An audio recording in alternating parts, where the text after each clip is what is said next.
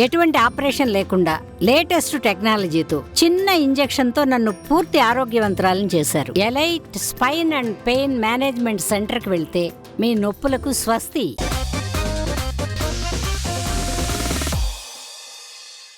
Devara release అయిపోయింది. కల్కి తర్వాత ఏ పెద్ద సినిమా రిలీజ్ అవుతుందా అని వెయిట్ చేసిన ఫ్యాన్స్ కి దేవరా రిలీజ్ బ్రేక్ ఇచ్చింది.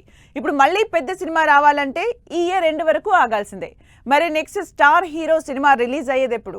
ఈ 2 నెలల గ్యాప్ లో ఏ పెద్ద సినిమా వచ్చే ఛాన్స్ లేనట్టేనా?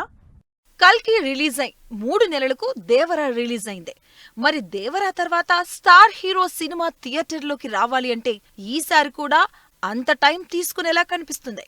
దేవరా తర్వాత రిలీజ్ అయ్యే అతిపెద్ద సినిమా పుష్ప 2. పుష్ప 2 ఈ ఇయర్ ఎండింగ్ కి అంటే డిసెంబర్ 6వ తేదీన రిలీజ్ డేట్ అనౌన్స్ చేసింది.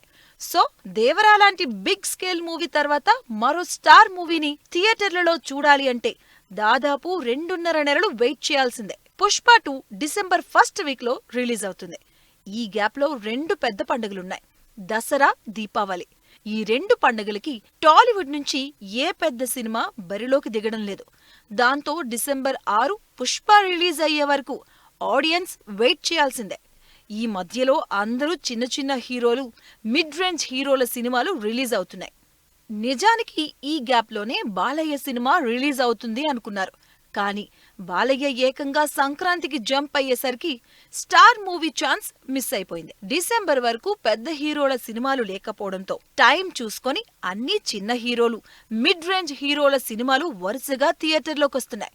వాటిలో శ్రీ విష్ణు, సుహాస్, కిరణ్ అబ్బవరం లాంటి చిన్న హీరోల సినిమాలే.